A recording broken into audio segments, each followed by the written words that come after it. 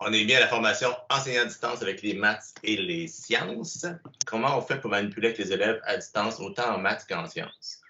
On a travaillé avec Éric et Julie, Fortin et Éric Sauvé, qui sont CP Sciences, CP Maths. Ça a été super intéressant comme développement.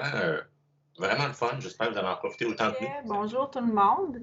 Mélissa m'a nommée, mais je veux juste un peu me présenter, prendre quelques secondes en fait, pour dire que je suis conseillère pédagogique en mathématiques au secondaire depuis le mois d'août de cette année. Donc, c'est relativement récent, là. Moi, je suis encore une nouvelle là, dans ma tête. Là. Mes collègues semblaient dire que pas tant, mais en tout cas, je suis encore une nouvelle.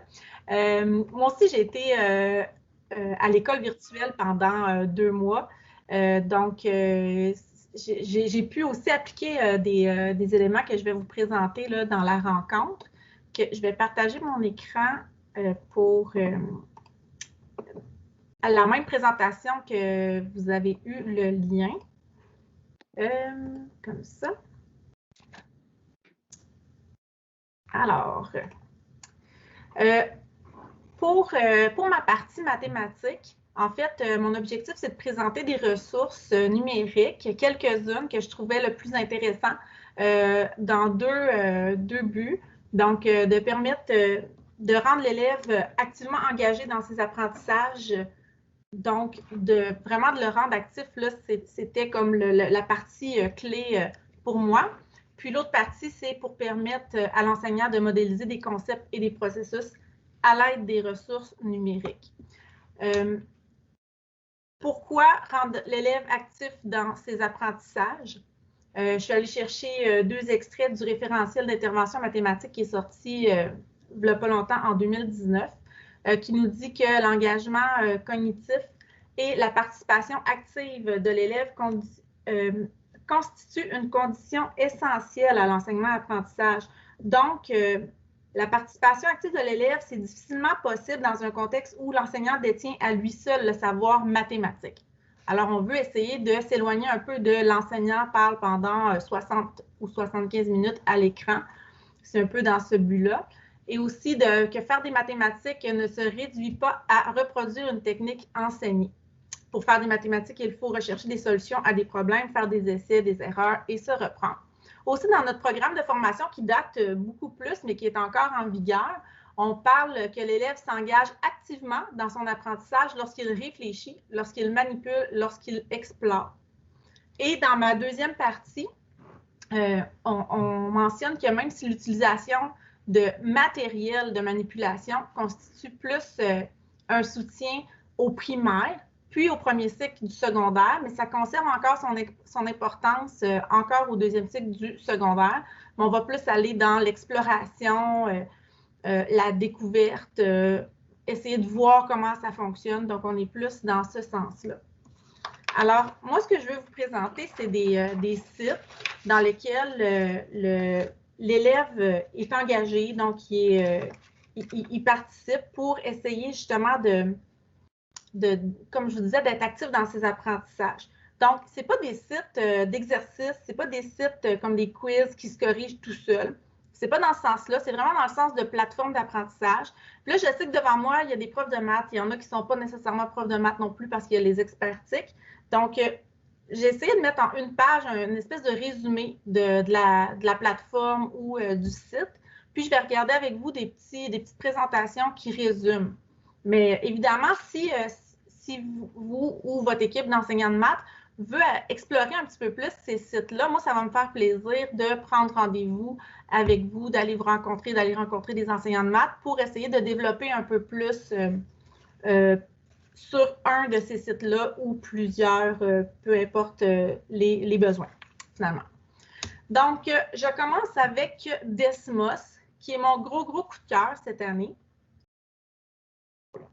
Je ne sais pas à quel point dans vos écoles c'est connu et utilisé pour Desmos. À tout moment, si vous avez des questions, vous pouvez m'arrêter. Je vais essayer de faire... je me sens un peu comme Éric aussi, qui se sentait coincé dans le temps, là. Fait que aussi, je veux essayer de tout vous dire, mais pas trop prendre de temps non plus. Donc, Desmos a comme 2 parties.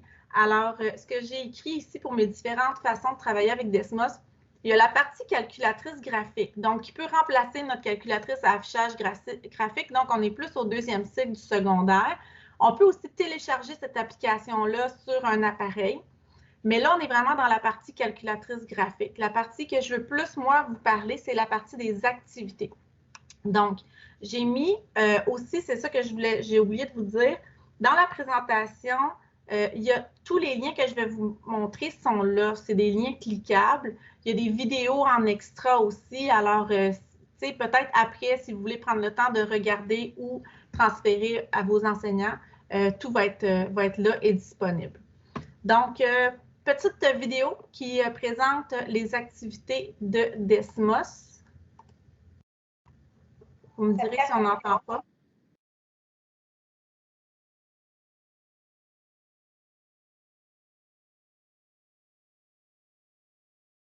Non, on n'entend pas, Julie. Vous n'entendez pas? Vous n'entendez pas? On a entendu une fraction de seconde. OK. Là, il va falloir que vous m'aidiez parce que je ne sais pas pourquoi. Quand tu as partagé ton écran, est-ce que tu avais un petit endroit où tu pouvais cocher pour dire partager le son de l'écran?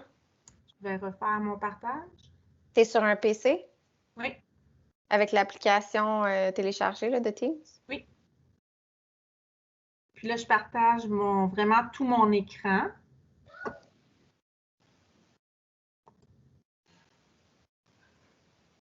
Non. Sinon, ce que tu peux faire, c'est juste retirer tes écouteurs. J'ai pas d'écouteurs. Ah. Attends une seconde.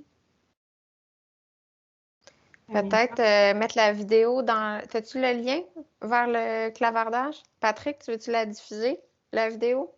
Ouais, c'est ça peut-être. Si un de vous peut la... Oui, je peux te donner le... Mais si je fais, mettons, par YouTube comme ça, je vais faire une autre... Oui? Ça fonctionne? Non. Non? Non. Mais c'est vraiment quand tu partages ton écran, là, tu devrais avoir une place où cocher là, qui dit partager le son de l'ordinateur. Parce qu'on l'avait testé l'autre fois, puis ça fonctionnait. Oui, je le vois. Je suis désolée. Bon. Pardon, je reprends. Je pense que si je reviens ici, puis que je refais ça, là, vous allez me dire si ça fonctionne. Vos deux questions. Oui.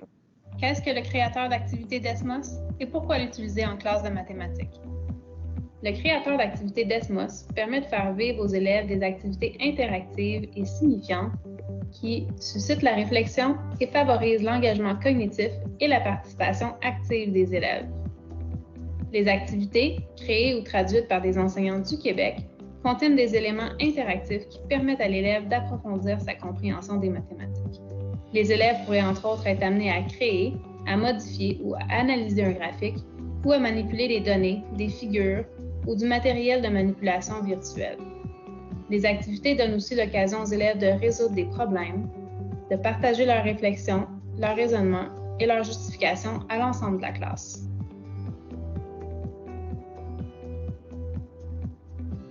Pendant que les élèves se déplacent dans une activité, l'enseignant peut suivre le progrès de ses élèves et mettre à profit les fonctionnalités du tableau de bord afin d'animer des discussions mathématiques centrées sur les réponses des élèves.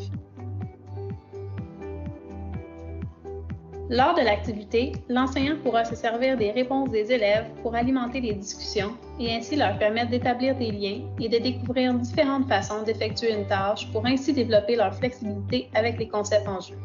Elles pourront aussi permettre à l'enseignant d'aborder des fausses conceptions qui pourraient être observées en cours d'activité et de se servir de l'erreur comme levier d'apprentissage. Les activités Desmos, jumelées avec des intentions ciblées et un pilotage planifié, permettent d'actualiser les deux fondements de l'enseignement-apprentissage de la mathématique nommés dans le référentiel d'intervention en mathématiques. Donner du sens aux mathématiques en s'appuyant sur la compréhension des concepts et processus et recourir à la résolution de problèmes selon différentes intentions. Il suffit d'intégrer quelques activités Desmos à votre enseignement pour rapidement voir à quel point cette technologie peut avoir un impact important sur la pédagogie et la didactique en classe de mathématiques. Bonne découverte! Donc, la vidéo résume assez bien, donne une idée en fait globale là, de ce que c'est Desmos. Alors, comme je vous ai dit tout à l'heure, si on clique sur desmos.com, là, on est vraiment plus dans la partie calculatrice graphique. Si on va dans teacherdesmos.com, là, on est vraiment plus dans la partie enseignant où on peut, dans le fond, créer des activités, utiliser des activités aussi déjà existantes. On peut aller associer nos groupes, créer des groupes, mais on peut aussi les associer dans Classroom. Ça peut être relié. Si vous vous connectez, si vous créez votre compte avec votre courriel d'enseignant de CS Laval, qui est comme un compte relié avec Google, bien, automatiquement, quand vous allez vouloir ajouter vos groupes, vous aurez, je vais vous montrer un bout de vidéo qui montre comment ça fonctionne pour associer nos groupes directement avec Classroom. Aussi, ici, j'ai mis un lien pour des activités numériques modifiables. Ça, ici, c'est un lien vers le site qui est desmosfr.ca. Donc, c'est un autre site qui répertorie toutes les activités en français qui appartiennent à Desmos et on peut chercher par niveau d'enseignement, par auteur, par mots-clés. Et ensuite, quand je clique sur je vais vous montrer aussi tout à l'heure, en fait, avec une vidéo. Ce qui est super intéressant avec Desmos, c'est que quand je suis en direct avec mes élèves, je leur donne un code ou encore je leur envoie l'activité dans Google. Puis là, avec mon tableau de bord, je peux voir qui est connecté, qui est rendu où. Donc, on peut vraiment suivre en direct nos élèves pour voir ce qu'ils font. Puis, après, on peut retourner par la suite dans Desmos et on voit ce que nos élèves ont répondu. Donc, on peut aller rechercher nos preuves d'apprentissage, aller voir ce que chacun a fait pour revenir sur ce que chacun a fait. Donc, ici, calculatrice graphique, suivi des élèves en direct, partagé dans Classroom. Oui, vous allez pouvoir partager avec vos équipes là, pour la présentation. Ici, je vais vous montrer juste quelques bouts pour comment on peut gérer les classes, là, parce que c'est quand même assez facile avec... Voici maintenant un enregistrement pour apprendre à utiliser l'outil gestion des classes dans l'espace enseignant de Desmos. Alors d'abord, on vient cliquer ici sur gestion des classes et c'est à cet endroit que vous pourrez créer vos classes. Par exemple, ici, on a 2 groupes en première secondaire, 2 groupes en troisième secondaire. Alors, pour arriver à créer ceci, on clique tout simplement sur « Ajouter une nouvelle classe ». On entre le nom de la classe, mais c'est aussi possible d'importer nos classes déjà existantes dans Google Classroom. Donc, une fois qu'on a créé toutes nos classes, ça nous permet ensuite de gérer les activités une classe à la fois. Donc, c'est nouveau quand même, c'est quand même assez récent. Je vais vous montrer un autre petit bout.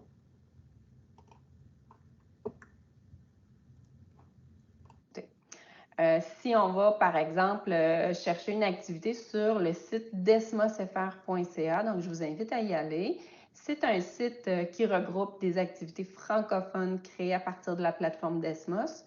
Donc, ce sont des enseignants, des conseillers pédagogiques d'ici qui ont déposé, qui ont partagé leurs activités à cet endroit-là. Sur ce site-là, vous pouvez chercher une activité selon plusieurs critères. Donc, il y en a ici là, vraiment les types d'activités, le niveau d'enseignement. On peut y aller aussi selon l'auteur. On peut y aller à partir de mots-clés. Donc, par exemple, ici, je suis en troisième secondaire. Je fais le survol de ce qui a été partagé. Puis, si, par exemple, je choisis celle-ci, je viens cliquer sur « Lire la suite ». Et ensuite, je pars à la recherche de son adresse teacher.desmos.com qui est disponible ici. Et c'est sur cette adresse-là qu'il faut cliquer et ça fait en sorte que l'activité est automatiquement intégrée dans votre espace enseignant de Desmos.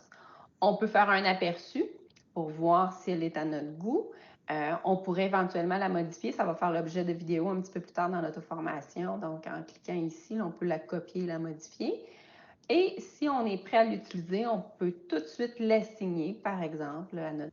Juste pour préciser qu'ici, ce qu'elle va faire, elle va l'assigner à son groupe. Donc, on peut assigner à notre groupe si on a créé nos groupes avec Classroom. On peut aussi assigner avec un code unique. Donc, on demande aux élèves d'aller sur le site de Desmos pour élèves. On leur donne le code et ils peuvent se connecter aussi. pour avoir une idée de quand je donne une activité à faire à mes élèves, qu'est-ce que je vois comme enseignant. Je vous montre un bout de cette vidéo-là aussi. Maintenant, nous allons voir différentes fonctionnalités du tableau de bord de l'enseignant. Alors, quand vous êtes dans une activité qui est actuellement soit en cours, en classe ou à distance, ou ça peut même être par après, suite à la réalisation de cette activité, vous avez toujours accès au tableau de bord de l'activité. Donc, vis-à-vis le bon code, la bonne classe, on vient afficher le tableau de bord. À partir d'ici, beaucoup d'outils sont proposés. Alors, d'abord, il y a les différentes vues ici. Donc, la vue de l'élève, donc ce que l'élève voit quand il est dans l'activité, la vue de l'enseignant, avec toutes les réponses de chacun des élèves. Et ici, on peut aussi faire un aperçu global de la progression de chacun des élèves dans l'activité. Alors, on peut avancer aussi jusqu'à la toute dernière question comme ça. Donc, la progression, elle est visible ici. Donc là, ici, on comprend que c'est une activité qui a été complétée par tout le monde, mais on pourrait voir, par exemple, que le premier élève est rendu à la diapositive 9, tandis que le troisième élève est rendu à la 7. Là, on est vraiment capable de voir tout ça. Quand on clique sur un écran, on est en mesure aussi de voir les réponses de tous les élèves de cette façon-là. Puis, quand on clique sur un élève en particulier, on est en mesure, lui aussi, de voir toutes ses réponses à chacune des questions.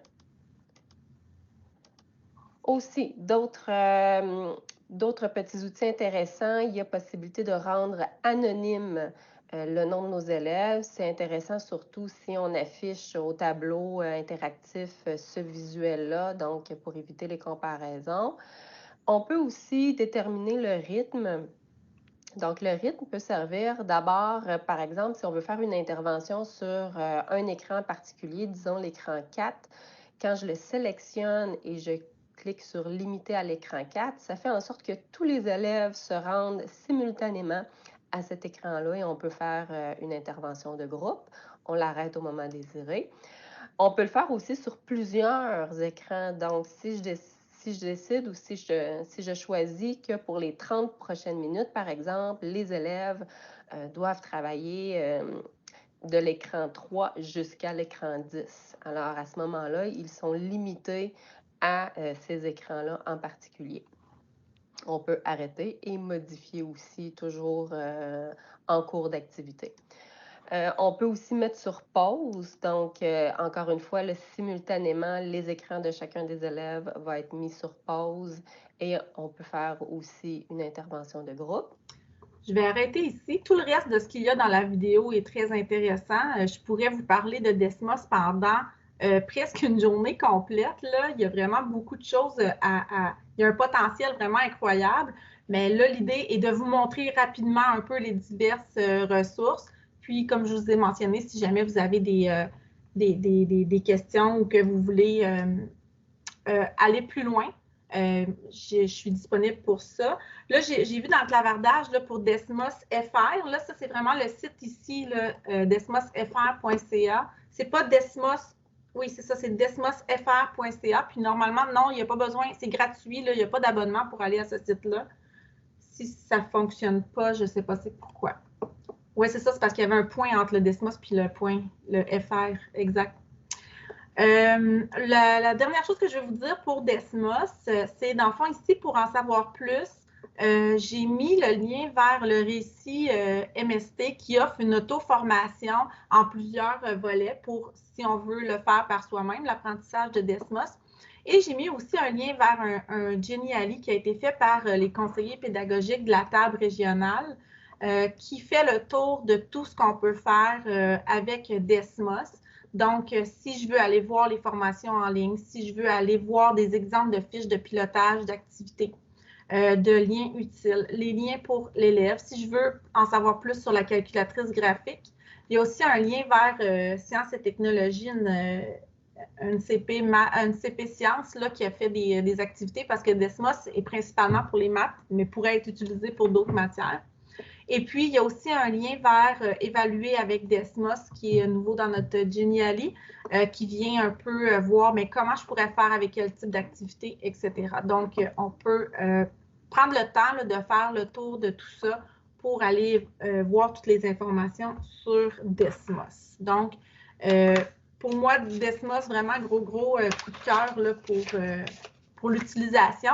On peut l'utiliser si on est en enseignement à distance. On peut aussi l'utiliser si on est en classe, si on a accès à un lab d'ordinateur. Donc, nos élèves, on leur prête des ordis. Ça peut être un élève pour deux élèves pour un ordinateur, à la limite. Et où on pourrait aussi donner des devoirs. Donc, on pourrait faire en asynchrone aussi une activité qui se fait en devoir.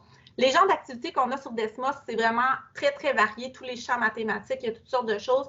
La plupart, ce n'est pas autocorrectif. Il y en a qui le sont parce qu'il y a des associations de cartes. Ça, c'est autocorrectif, mais ce n'est pas le but d'être autocorrectif. Le but, c'est vraiment d'aller en séquence d'apprentissage, en découverte, en essayant de ressortir les informations avec les élèves.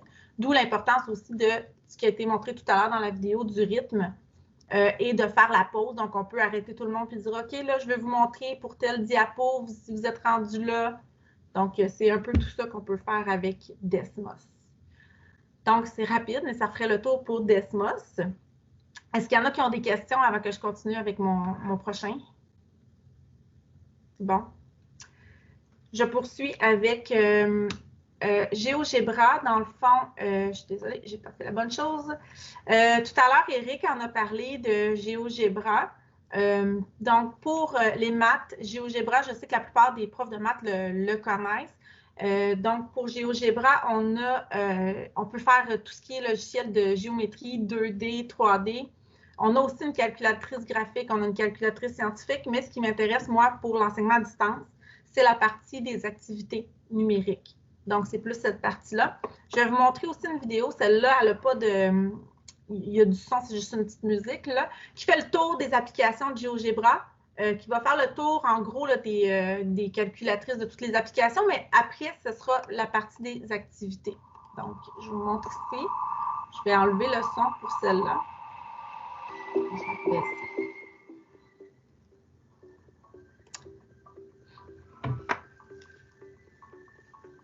Donc là, on fait le tour rapidement dans la vidéo des diverses applications.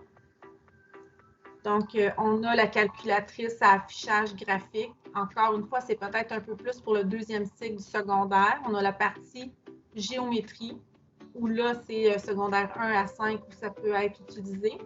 La partie 3D aussi,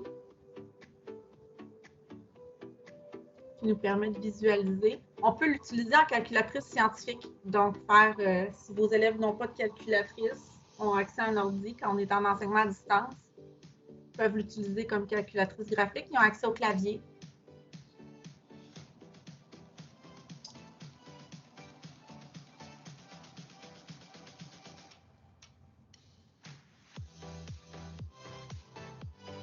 Avec GeoGebra, on peut aussi faire la partie statistique, donc construire des diagrammes de tout genre.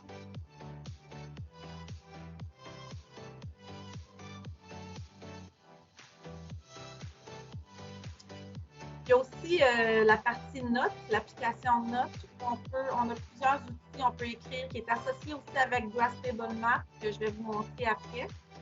Puis on peut venir relier tout ça là, avec de l'écriture. Ça nous fait un peu un tableau blanc, mais avec du GeoGebra. Donc ça peut être intéressant.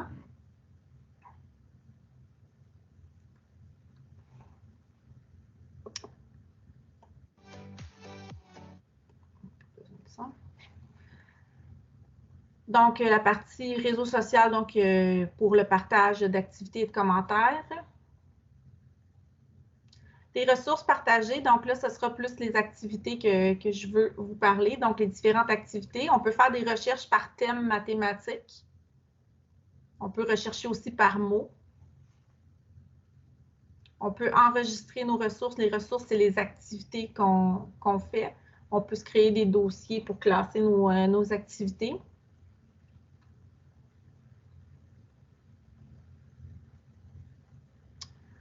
Donc, les activités et les livrets, en fait, des livrets, c'est plusieurs activités mises ensemble. Donc, ici, on voit une activité. Et là, c'est ça qu'on peut faire parvenir à nos élèves à l'aide d'un code ou d'un lien, où on peut mettre des questions dans notre activité. On peut faire de l'écriture mathématique parce qu'il y a le clavier mathématique qui est disponible.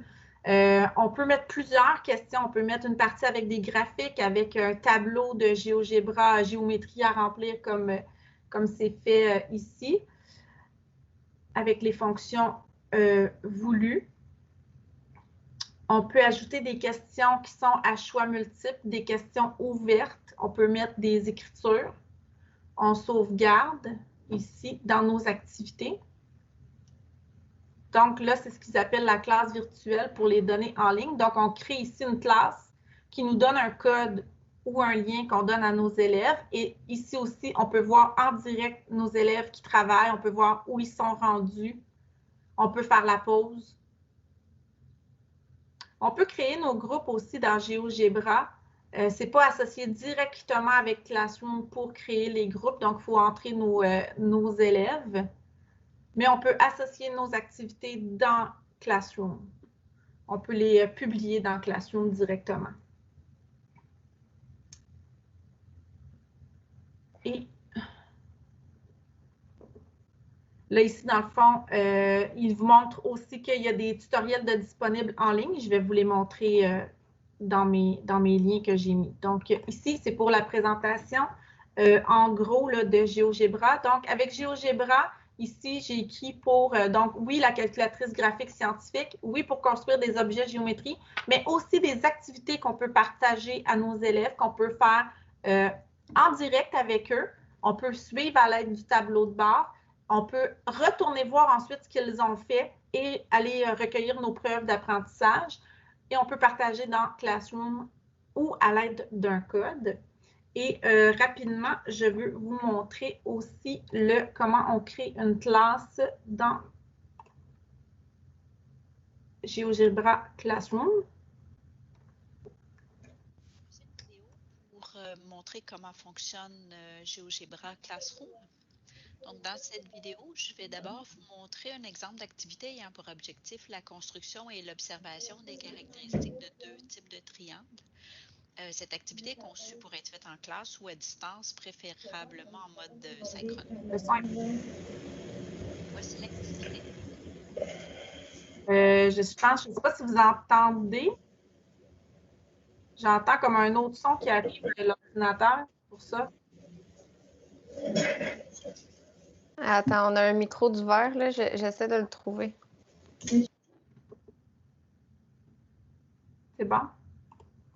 On a d'abord les consignes pour que l'élève fasse une construction. Ici, c'est la fenêtre où l'élève va faire sa construction.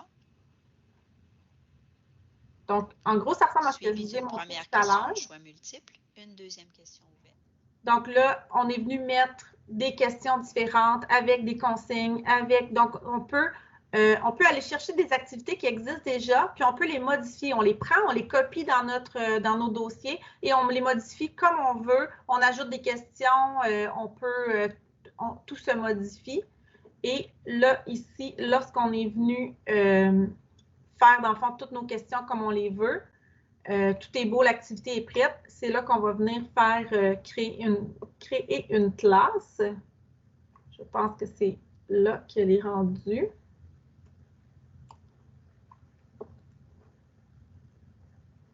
Ce sera pas bien long. Le livret est terminé.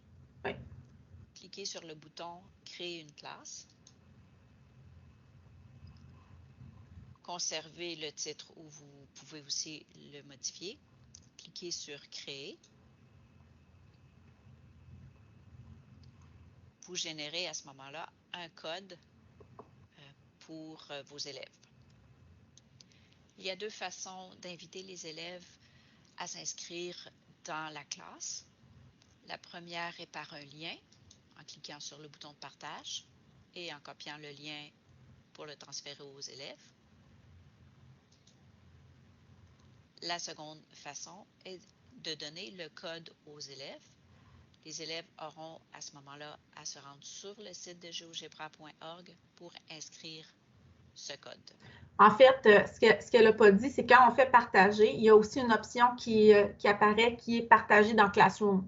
Puis à ce moment-là, si vous êtes connecté avec votre compte CS Laval, vos groupes Classroom vont apparaître, puis vous allez pouvoir partager l'activité directement sur Classroom. L'élève, quand il se connecte, il va arriver ici dans GeoGebra. Il n'a pas besoin d'avoir de compte. Il clique sur Classroom, il rentre le code, si on y va par code. Puis là, il va inscrire son nom. Là, c'est important de leur dire, s'ils ne sont pas connectés, de mettre un beau nom. Là. Ben, je veux dire leur vrai nom, là, pas d'écrire le Super King hein, des fois, il y en a qui s'inventent des noms. Si on veut aller revoir après ce qu'ils ont fait, ben, il faut qu'ils inscrivent leur nom. Et là, ils viennent faire leur tâche. Puis, on a un tableau de bord qui va nous montrer tous nos élèves, s'ils sont connectés, qu'est-ce qu'ils font. Puis, ils peuvent aussi, on peut aussi aller cliquer sur un élève pour voir qu'est-ce qu'il fait. On peut aussi faire la pause, on peut anonymiser pour pouvoir montrer au reste de nos élèves, donc soit en partageant notre écran ou si on est en classe, en montrant notre... donc, c'est ici, là, ça me donnerait comme un tableau de bord, puis là, je vois tous mes élèves, où ils sont rendus, quelle tâche chacun a fait. Puis là, je pourrais faire anonymiser, je pourrais faire la pause et faire des retours sur tout ce qui est fait, tout ce qui est dit pour la partie de GeoGebra. Donc, ça fait un peu le tour là, de ce qu'on peut faire avec ça ici. Ensuite, ce que j'ai mis comme lien, ça ici, c'est une autre vidéo pour comment je fais pour ajouter une question. Les tutoriels ici, ça nous amène directement dans GeoGebra, puis ce sont des tutoriels de GeoGebra. Je lis, je suis, il y a des images pour nous montrer comment ça fonctionne. Et puis, j'ai mis les liens aussi des formations du campus Récit MST, où il y a GeoGebra 1 et 2, qui est là, c'est plus l'utilisation globale de GeoGebra, mais il y a aussi les mathématiques à distance, où là, c'est plus la partie activité. Donc, c'est ça la différence entre les deux. Donc, ça ferait le tour pour ma partie GeoGebra. Donc, deuxième activité très intéressante à faire pour rendre les élèves actifs dans les apprentissages si je suis en enseignement à distance. Aussi, si je suis en classe, c'est le même principe que pour Desmos. Je poursuis avec ici, avec Graspable Math. Donc, Graspable Math est une plateforme, malheureusement en anglais, mais dans mon livre à moi, quand moi je peux comprendre, ma base d'anglais étant très, très minimale, si moi je peux comprendre, je me dis que tout le monde peut comprendre, les élèves aussi. Donc, je vais vous présenter encore une fois la vidéo, mais juste vous mentionner que c'est un peu le même principe que pour Desmos et GeoGebra, c'est-à-dire il y a la plateforme Graspable Math dans laquelle on peut travailler et il y a des activités en ligne. Donc, il y a les deux parties. Donc, je vous montre Graspable Math.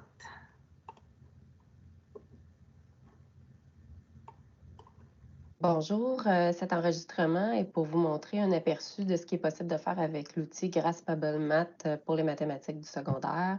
Alors, d'abord, en arithmétique, il y a possibilité de travailler les priorités des opérations, les propriétés des opérations et faire des opérations sur des fonctions, sur des fractions, par exemple. Et je vous dirais que les possibilités sont encore beaucoup plus grandes. Donc, si on y va pour la priorité des opérations, l'élève est amené à cliquer soit avec sa souris ou avec son doigt sur une tablette sur les bonnes opérations à faire. Par exemple, si je veux faire la soustraction ici d'abord, ça ne fonctionne pas. Donc, je peux y aller avec l'addition dans la parenthèse, l'exponentiation qui est ici.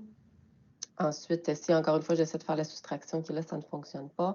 Alors, on priorise la parenthèse ainsi que les opérations restantes jusqu'à la toute fin.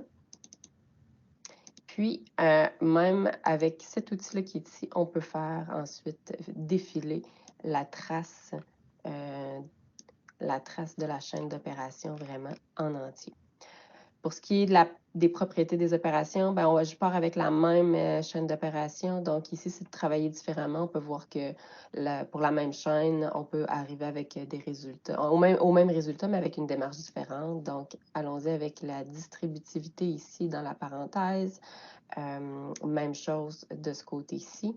Puis ensuite, on peut poursuivre avec notre priorité des opérations. Donc, encore une fois, si j'essaie de faire celle-là, ça ne fonctionne pas. Donc, ça amène l'élève à développer sa propre procédure, ça amène l'élève à choisir, à faire les bons choix. On peut appeler ça un petit peu l'approche inductive pour l'apprentissage ici des opérations. Donc, encore une fois, on peut, quand on a terminé, on peut faire défiler toute la démarche qui a été faite pour arriver au résultat. Et toujours en arithmétique, on peut aussi travailler les opérations sur les fractions. Donc, on peut voir que quand le même dénominateur, on y va tout simplement. Par contre, quand le dénominateur est différent, si on essaie, ça ne fonctionne pas. Alors, on a quelques petites opérations à effectuer pour pouvoir y arriver, c'est-à-dire de trouver un dénominateur commun et finalement pouvoir effectuer notre somme. Donc, c'était la première partie pour l'arithmétique. Maintenant, en algèbre, encore une fois, on peut travailler toutes sortes de choses, dont la réduction d'expressions algébriques et la résolution d'équations. Donc, si j'essaie ici dans la réduction, on peut voir qu'on ne peut pas additionner 2x plus 3y. Même chose ici. Ça nous amène à devoir utiliser la commutativité pour ramener les x tout près l'un de l'autre et pouvoir ensuite effectuer notre réduction. Et encore une fois, on peut faire défiler le tout. Pour la résolution d'équations, même principe encore une fois. Donc, si on essaie ici d'additionner, de soustraire, ça ne fonctionne pas. Ça oblige l'élève à voir qu'il faut rapprocher, ramener les x ensemble, ramener les termes constants aussi ensemble. Puis, on peut finalement simplifier pour ensuite résoudre notre équation jusqu'à la toute fin. Et encore une fois, on peut faire défiler le tracé. Dernière chose que je vais vous montrer en rafale, en aperçu, on peut aussi résoudre un système d'équations par substitution et en faire sa représentation graphique. Donc, à partir de ces deux équations, on y va avec la substitution. Donc, je vais y aller avec celle-ci pour isoler x.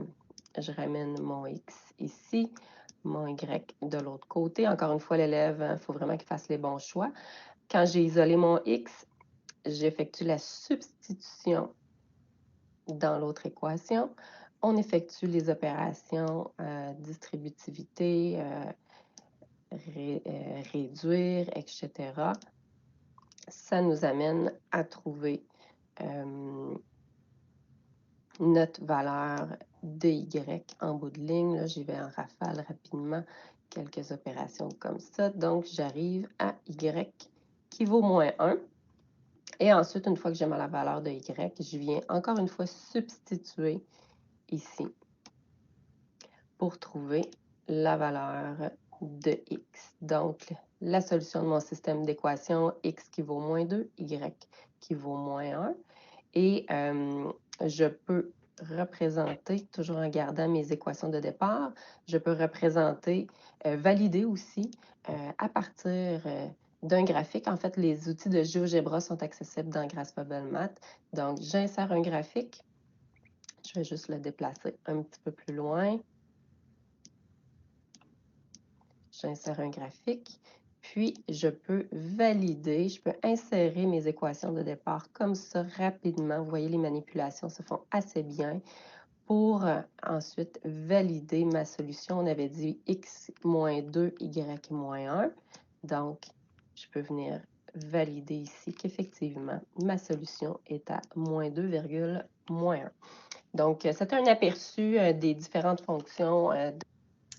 Donc, ça nous donne une idée, juste pour vous mentionner que peut-être que quand on parle d'algèbre, puis qu'on dit je l'amène de l'autre côté, on aime moins ça, ça ne fait pas partie du vocabulaire, disons qu'on dit, on veut plutôt essayer d'utiliser le système de la balance. C'est possible de le faire aussi avec Graphable Math.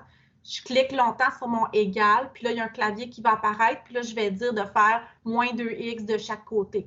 Puis là, ben, ça va se faire aussi. Donc, il y a plusieurs façons de le faire. Donc, ça, c'est pour le Canva Graphable Math. Donc, ça nous donne une idée de tout ce qu'on peut faire avec. Bonjour, cet enregistrement est pour vous montrer. Si je veux avoir une idée rapide mais une activité Graphable Math, ça ressemble à quoi? Je vous montre rapidement. Alors, voici un bref aperçu des activités disponibles sur Grasspeable. Alors, première des choses, une fois qu'on est rendu sur le site, on va aller se créer un compte d'enseignant. Et là, il y a une banque d'activités. Évidemment, la banque n'est pas très grande encore en français, mais je pense qu'on pourrait facilement y contribuer. Si, par exemple, on prend une activité d'une personne, bien, on peut la regarder et voir si on l'aime. Alors, le genre d'activité que ça peut être, bien là, j'ai construit quelque chose sur le terme manquant au premier cycle. Alors, si on veut en faire une session en appuyant ici, on va voir qu'on peut créer une session pour que les élèves n'aient pas besoin de se brancher. Donc, ils vont recevoir seulement donc, quelques lettres pour se brancher. Alors, ça, c'est vraiment intéressant.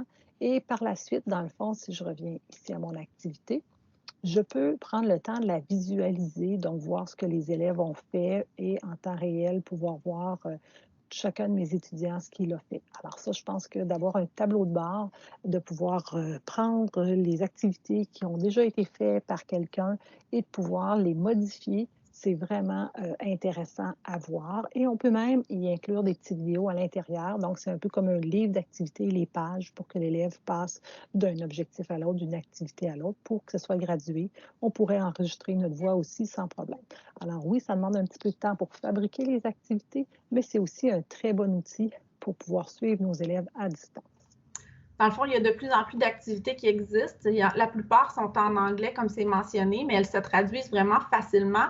Alors, même principe que mes deux autres plateformes de tout à l'heure, les activités disponibles, je peux les prendre, les copier, les enregistrer dans mon compte et les modifier comme je veux. Je peux ensuite les partager à mes élèves à l'aide d'un code, à l'aide d'un lien que je mets dans le clavardage ou dans Classroom. Ça aussi, c'est une possibilité.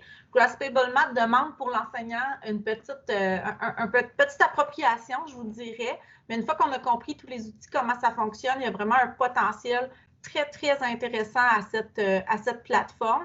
Puis, pour avoir fait faire une activité aux élèves là, à l'école virtuelle sur Grasspeable, moi, je me disais, peut-être que ça va être pas facile pour eux de se l'approprier. Ça a pris moins de temps même que je pensais faire l'activité. Ma première question était justement une vidéo qui montrait comment ça fonctionne. Puis ces vidéos-là sont toutes disponibles dans les tutoriels là, qui sont en anglais, mais qui sont tous très, très visuels. Donc, une fois qu'ils ont vu comment ça fonctionnait, bien, je faisais, disons qu'un élève était bloqué, bien, je vais montrer sa page à lui. On peut faire la pause, on peut anonymiser, même principe que mes autres sites d'activité. Donc, pour Grasspeable Math, donc l'avantage ici, c'est vraiment pour réduire la barrière de l'écriture mathématique en ligne, ce qui souvent nous cause problème. Encore une fois, on peut aller recueillir des preuves d'apprentissage si on fait des activités en ligne et se partage dans Classroom. Il y a aussi une auto-formation sur le récit MST qui existe. Et on peut aussi installer, si on est à l'aise avec Grasspeable Math, on peut aussi installer une extension de Chrome qui s'appelle Grasspeable Math Sidebar qu'on installe ici. Puis, si je suis dans un document, ça ouvre une page Grasspeable Math à côté et je peux venir insérer. La seule chose, c'est qu'on ne peut pas faire des copier-coller avec Grasspeable Math et ce qu'on a écrit. Il faut faire une capture d'image pour venir le coller ensuite dans ce qu'on est en train de faire. Donc, ça, c'est comme mes trois plateformes les plus intéressantes, pour rendre l'élève actif dans ses apprentissages pendant qu'on est en enseignement en ligne. Les deux autres que je veux vous présenter, ça sera un survol très rapide.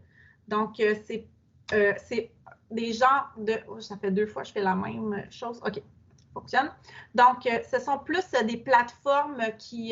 c'est pas des activités qu'on bâtit, si on veut, c'est plus des animations qui sont déjà existantes, qui peuvent permettre, oui, de faire manipuler les élèves, mais aussi beaucoup à l'enseignant de faire des démonstrations quand il est en enseignement à distance ou en classe aussi avec notre tableau blanc. Donc, Edumedia est une plateforme dont on a accès par le bureau virtuel en passant par ressources et il y a Edumedia. Le centre de service paie une licence là, pour les enseignants. Donc, vous avez un compte, la possibilité de vous créer un compte enseignant. Avec Edumedia, on peut présenter des animations qui sont toutes faites à nos élèves et on peut aussi leur partager des capsules qui sont faites et on peut ajouter, on peut prendre les animations qui existent et en faire une capsule et ajouter notre voix sur cette capsule-là quand on est dans Edumedia. Donc, je vous le montre rapidement avec cette petite vidéo très courte. Dans le cadre de notre licence éducation, et lorsque vous avez créé votre espace prof, vous trouverez sous chaque ressource les services proposés par Edumedia Studio. Le bouton Favoris vous permet de placer des ressources dans vos dossiers afin de les retrouver facilement plus tard. La capture vidéo offre la possibilité de créer une capsule vidéo personnalisée. Vous pourrez manipuler l'animation tout en enregistrant votre voix. Merci de visionner la vidéo intitulée « Capture vidéo » pour en savoir plus sur ce service. L'option « Partager » permet le partage ou l'intégration de cette ressource en mode authentifié dans tous vos documents. Merci. Donc, si vous regardez ici, là, on peut partager nos documents par un lien. On peut aussi les partager par Google Classroom. Donc, encore une fois, on a le lien qui est là. Donc, dans le fond, ce qu'on fait, c'est qu'on va... excusez-moi. Désolée. Donc, on va sur le site, on fouille un petit peu pour voir les animations existantes. Ça permet de visualiser certaines manipulations.